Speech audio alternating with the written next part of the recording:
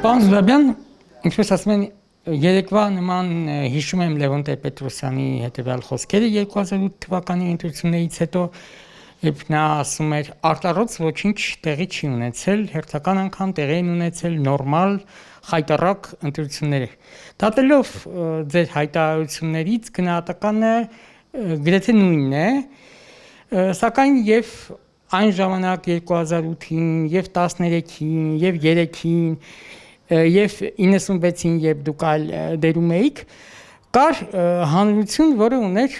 անարդարության զգացողություն։ Արդյոք հիմա հանրությունը ընդունում է այս ընտրությունների արդյունքները եւ համարում է Նիկոլ Փաշինյանին լեգիտիմ վարչապետ, թե ոչ, թե այստեղ գուցե այլ տրամաբանություն է աշխատում, որ փողոց մենք չտեսանք։ Հրապարակված բոլոր օրինախախտումները, մասնավորապես այն հանգամանքը, որ ընտրությունների այդ ժամի ավարտից հետո շարունակվում էր քվեարկություն, բազմաթիվ փաստեր բազմակի քվեարկության մասին, այն հանգամանքը, որ ընտրատարածքային հանձնաժողովներում ժամը 8-ից հետո չի աշխատել վիդեոկամերաները, ակնհայտ հապավումը, բանի այդ հապաղումը, այդ ընտրական գործընթացի երբ որ գնում էր ձայների հաշվարկումը, բանակի քվեարկությունը, ընտրակաշառքի ըստ էության բաժանումը իշխանության կողմից եւ մնացած այլ երևույթները ժողովրդի մոտ նույնքան դժգոհություն են ստեղծել, սակայն այստեղ պետք էր քաղաքական ուժ, որը ժողովրդին կհաներ փողոց, ժողովուրդը ինքնաբուխ երբեք փողոց դուրս չի գալիս։ Խնդիրը էս էր, որ այս անգամ ընդդիմությունը ժողովրդին փողոց չանեց։ Հիմա կարելի ասել, երբ որ պահը բաց է թողնված, ինչ օրակարգի շուրջ կարող է կրկին կոնսոլիդացվել ընդդիմությունը եւ համախմբել ժողովրդին։ Օրակարգը շատ պարզ է, դա ոչի շարժումն է, իշխանությունը հանձնարարություն ունի, նա փաթաթված է մեր ժողովրդի վզին դրսից, նա ըստ էության Իլհամ Ալիևի ռեժիմի կամակատարն է Հայաստանում եւ հանձնարարություն է ստացել իրականացնել սահմանադրական ռեֆորմ, որի իմաստը պետք է լինի այն, որ սահմանությունից պետք է հանվի հղումը անկախության հռչակագրի վրա։ Նա դա փորձելու է անել ցանկացած գնով։ Սա ունենալու է ծանրագույն հետևանքներ Հայաստանի համար։ Եվ այն առումով, որ Հայաստանը ըստ էության կորցնելու է անկախ երկրի իր կարգավիճակը, եւ այն առումով, որ սա հիմք կդնի նրա համար, որ սկսվի Հայաստանի ադրբեջանիզացիայի գործընթացը, այդ թվում նաեւ ներքին կառավարման գործընթացներում։ Հետևաբար գլխավոր օրակարգը պետք է լինի ոչի լայն շարժման ձևավորումը։ Կա այդ փողոցային պայքարի ռեսուրսը, եթե լիներ, գուցե այս մեկ ամսվա ընթացքում եւս դա օգտագործվեր։ Ես նորից եմ ասում, որոշումը ընդունել է այն ընդդիմությունը, որը հայտնվել է առաջատար դիրքերում։ Եվ դա կախված էր բացարձակապես նրանցից։ Իսկ փողոցային պայքարի ռեսուրս միշտ էլ ցանկացած ժողովուրդ ունի։ Ինչ գնահատական կտակ վերջին ամսվա այս իրավական գործընթացներին կամ գուցե քաղաքական Գագիկ Ծառուկյանի հետ կապված Անդրանիկ Թևանյան, Արեգ Նազմանուկյան, Նարեկ Կարապետյան, ու այս շարքը կարող է համալրվել։ Շատ պարզ հարց է լուծվում, բոլոր այս օրինախախտումներից հետո Գագիկ Ծառուկյանի 4 մանդատի գողությունից հետո էլ այնուամենայնիվ Նիկոլ Փաշինյանը դեռ ունի ընդամենը 64 մանդատ, իսկ իրեն անհրաժեշտ է դրսից փաթաթված ծրագրի իրականացման համար եւս 6 մանդատ։ Դրա պատճառով է, որ նա փորձում է հիմա աննախադեպ մի հատ ճնշում գործածել ընդդիմության վրա, փորձելով ճնշումների, բռնաճնշումների, հալածանքների միջոցով ստեղծել մի իրավիճակ, երբ կարող է հավաքագրել եւս 6 հոգի ընդդիմությունից սահմանական այսպես կոչված ռեֆորմի աջակցության համար։ Սա է, որ Փաշինյանը փորձում է անել։ Այսինքն այդ ընդդիմադիրները հատկապես խորհրդարան չանցած կոնկրետ Բարգավաճ Հայաստանի 3 ներկայացուցիչները կալանավայրում գտնվող ինչով պետք է խոչընդոտեն։ Ոչ թե հարցը նրա մեջ է, որ իրանք պետք է խոչընդոտեն, այլ հարցը նրա մեջ է, որ իրանք պետք է ջարդեն պարլամենտական ընդդիմությանը մի աստիճանի, որ կարողանան հավաքագրել 6 հոգի կամ ավել իրենց շարքերը, որպեսզի ստանան աջակցություն այն սահմանադրական ռեֆորմի, որ այսպես կոչված ռեֆորմի, որ Նիկոլ Փաշինյանը ցանկանում է անցկացնել։ Բարգավաճը ինչով է խանգարում։ Բայց խոսքը մենակ Բարգավաճի մասին չի։ Խոսքը նրա մասին է, որ ամբողջ ընդդիմությունը պետք է վերացվի։ Իսկ ինչ վերաբերում է կոնկրետ Բարգավաճի դեմ, դա Նիկոլ Փաշինյանի քմաճույքն է, նրա անձնիշխանության հաստատման այդ բանը, մոլուցքը, որով ինքը ըստ էության պատրաստ է խախտել բոլոր գրված եւ չգրված կանոնները, սահմանադրական նորմերը, ժողովրդավարական ազատությունները, այն ինչ որ ինքը անում է, դա ինչ ասեմ, մի ճղճիմ մարդկային որակների տեր մարդու արած բան է, ինքը փորձում է ինչ որ իմաստով հագուրդ տալ իր լումպենական ընդրազանգվածի ինստինկտներին, մյուս կողմից նաև փորձում է բավարարել սեփական հոգեբանական բարդույթները, մասնավորապես կապված այն վախի հետ, որ ինքը ունեցել է, երբ Գայիկ Ծառուկյանը խոսել է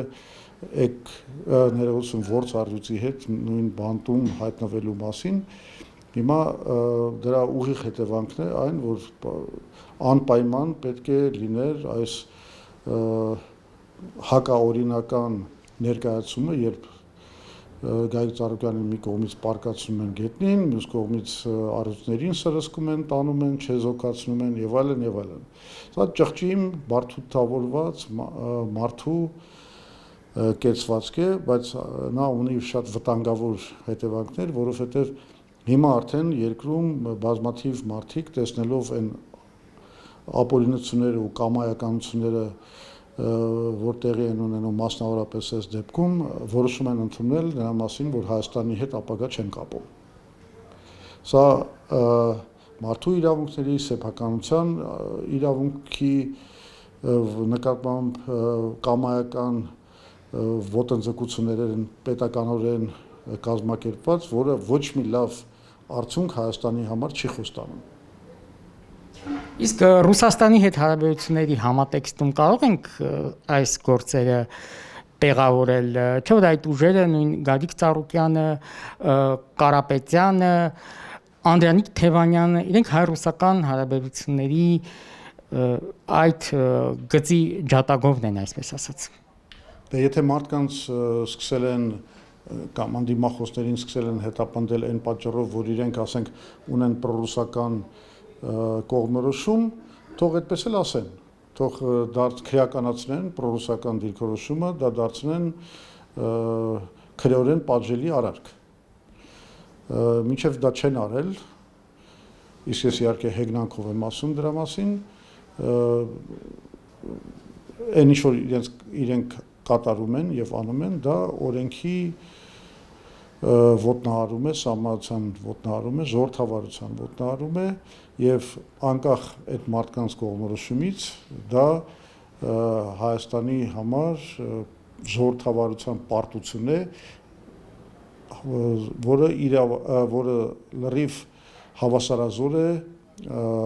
Հայաստանի ադրբեջանիզացիային այն առումով, որ Հայաստանում ըստ էության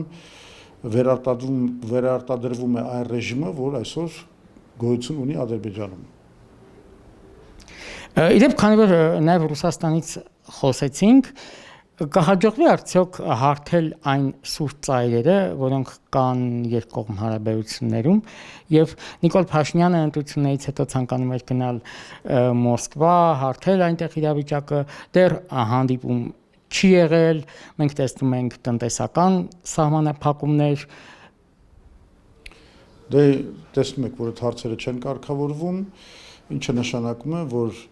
այն սովորությունը, որ ձևավորվել էր մինչև հիմա, երբ հայ-ռուսական լարված հարաբերությունները կարգավորվում էին Փաշինյանի, Պուտինի հանդիպումով, այլևս գոյություն չունի։ Փաշինյանը խոստացել էր իր թիմին, որ թող հանգիստ լինեն, այս տնտեսական սանկցիաները կվերանան հաղթանակից հետո, երբ որ Ռուսաստանը ստիպված ընդունելու է ընտրությունների արդյունքները, այդ խոստումները նա չկարողացավ կատարել, առաջին անգամն է այսպիսի զարգացում, դա նշանակում է, որ ինչ որ առումով Ռուսաստանի համբերությունը եւ այդ պաշարը Նիկոլ Փաշինյանի համար ավարտված է եւ հայ-ռուսական հարաբերությունները մտնում են խորը ճգնաժամային իրավիճակի մեջ։ Արմատները շատ ավելի խորն են, խոսքը գնում է նրա մասին, որ կա մեծ անհամաձայնություն TRIP ծրագրի կառուցման շուրջ։ TRIP ծրագիրը դա մի միակողմանի աշխարհաքաղաքական պրոյեկտ է, որը սպասարկում է Միացյալ Նահանգների, Եվրոպական միության, Իսրայելի, Թուրքիայի եւ Ադրբեջանի շահերը եւ բացարձակապես անտեսում, իսկ շատ դեպքերում ուղղակի հակասում եւ Ռուսաստանի, եւ Չինաստանի, եւ Իրանի շահերին։ Նիկոլ Փաշինյանը գիտակցաբար վճիռ է կայացրել ընդունել ըստ էության այս աշխարհաքաղաքական բլոկային պայքարում մի բլոկի կողմը, վստահ լինելով, որ դա կապահովի Հայաստանի համար անհրաժեշտ դիվիդենդներ կամ ուղղակի կապելով սեփական իշխանության վերարտադրությունը այդ բլոկի հետ համագործակցության հետ։ Ես կարծում եմ, որ սա իրականում Հայաստանի համար հանցավոր քաղաքականություն է, Հայաստանը պետք է պահպանի հավասարակշռությունը այս բլոկերի մեջ, առաջինը, որովհետև այդ միջբլոկային պատերազմի արդյունքները անորոշ են եւ դեռ ոչ ոք չի կարող գուշակել, թե հիմա կամ մոտ ապագայում կամ երկարաժամկետ ապագայում ով այդ բլոկերից կհաղթի կամ ինչ նոր բալանս ուժի կձևավորվի մասնավորապես մեր ռեգիոնում եւ բացի դրանից մի բլոկի այսպեսի կատաղի պայքարում մի բլոկի կողմը բռնելը դա նշանակում է մյուս բլոկին դարձնել թշնամի, որը պատրաստ է ամեն տեսակ իր շահերը վերականգնել, հետեւաբար նաեւ վնասել այլ բլոկի կողմը բռնած Հայաստանին։ Սա շատ պրոբլեմատիկ քաղաքականություն է, սա կործանարար քաղաքականություն է, սա ռումբ է մեր պետականության տակ, Հայաստանը պետք է պահպաներ հավասարակշռության քաղաքականությունը, փորձեր չնայած դժվար է դա, բայց փորձել կամուրջ դառնալ, համագործակցության կամուրջներ պահպանել բոլոր ուղղություններով։ Սա է այն դոկտրինը, որ միշտ Հայաստանի անվտանգության երաշխիքն է եղել, սկսած 91 թվականի անկախացումից հետո։ Ալիևի եւ Ռուսաստանի հարաբերություններն էլ հարթ չեն։ Շուշիում մեդիաֆորումի ժամանակ նա ուկրաինացիներին խորհուրդ տվեց չհամակերպվել, այսպես ասած, օկուպացիայի հետ, իրաջակցությունը հայտնեց Ուկրաինայի տարածքային ամբողջականությանը եւ այլ հակառուսական հայտարարություններով հանդես եկավ։ Ինչն է պատճառը ձեզ։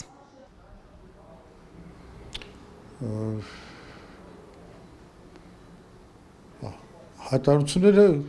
կփոխվեն բալանսի փոփոխումով։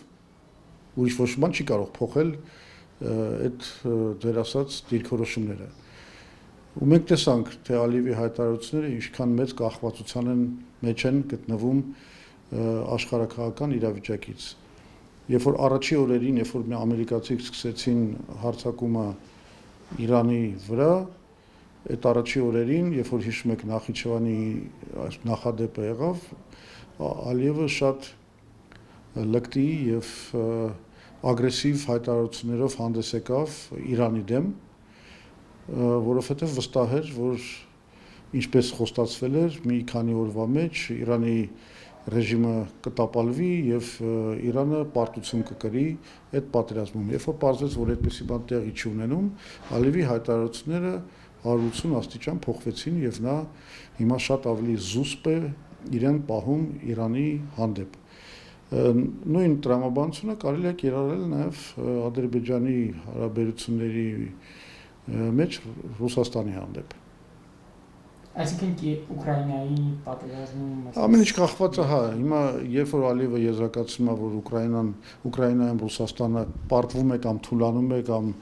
կոնֆլիկտը երկարում է կամ գինը շատ մեծ է, որ Ռուսաստանը վճարում է այդ պատերազմի համար, ինքը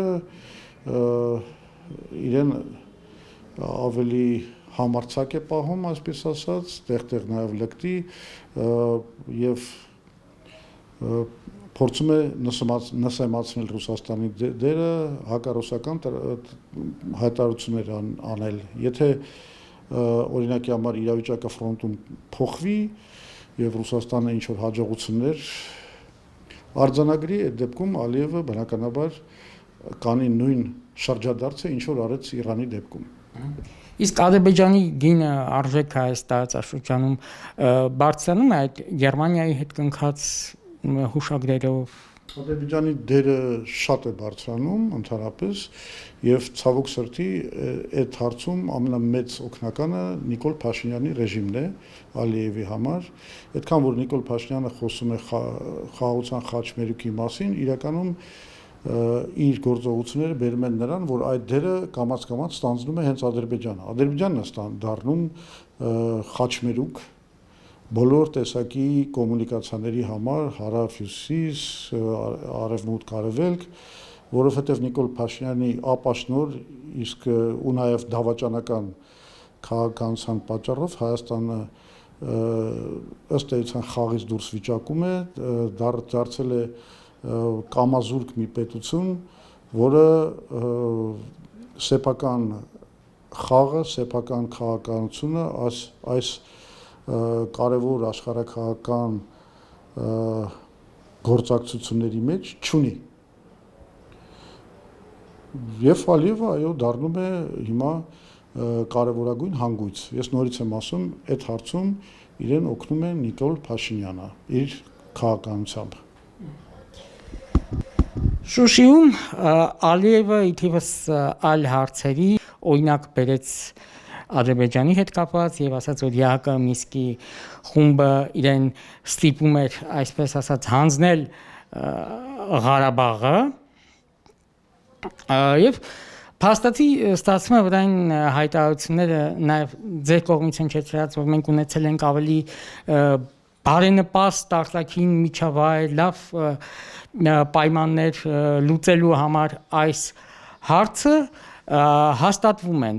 սակայն միևնույն ժամանակ անպատասխան է մնում նաև այն հարցը, թե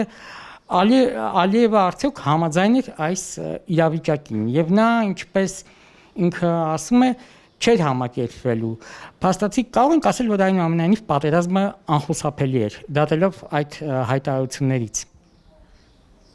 Իրականում իսկապես անկախության, Ղարաբաղի անկախության կամ Ղարաբաղում հանրաքվե անցկացնելու հարցերում Ադրբեջանը երբեք չէր գա համաձայնության։ Դա մենք գիտենք 90-ական թվականներին, դա մենք գիտենք 2000-ական թվականներին, դա մենք իմացանք եւ հետագայում։ Խոսքը միշտ եղել է դրա մասին, որ Ադրբեջանը պատրաստ է եղել գնալ մի լուծման, ըստ որի Լեռնային Ղարաբաղի կարգավիճակը արկախվում է։ Այսինքն գլխավոր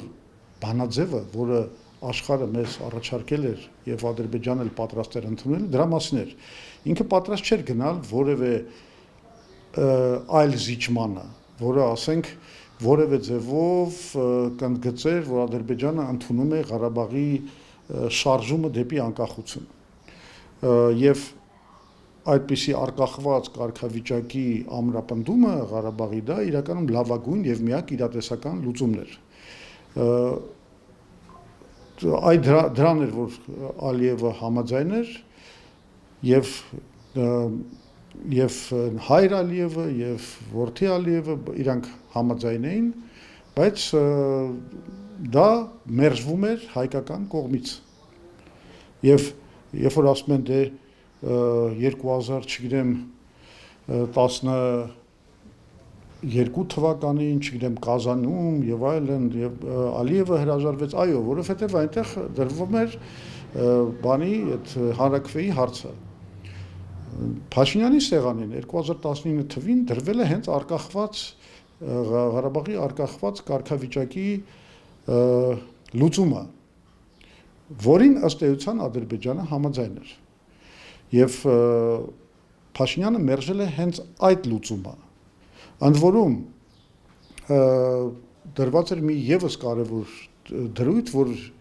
Քելբաջարի ու Լաչինի հետ կապված վերադարձները կապվելու են Լեռնային Ղարաբաղի վերջնական կարգավիճակի լուծման հետ, այսինքն Ադրբեջանը եթե ուզում էր Քելբաջարը հետ ստանալ, նա պետք է գնար շատ լուրջ զիջումների, այդ թվում հնարավոր անկախության ճանաչմանը Լեռնային Ղարաբաղի։ Բնականաբար ինքը այդ քայլի չէր մնա, բայց դա կնշանակեր, որ Քելբաջարը շարունակաբար կմնար հայկական վերահսկողության տակ։ Այսպիսի պլանից է հրաժարվել Նիկոլ Փաշինյանը եւ դրանից իհարկե օգտվել է Ալիևը, որովհետեւ մերժելով Մինսկի խմբի համանախագահության պլանը Նիկոլ Փաշինյանը բացել է պատերազմի դուռը Ադրբեջանի համար։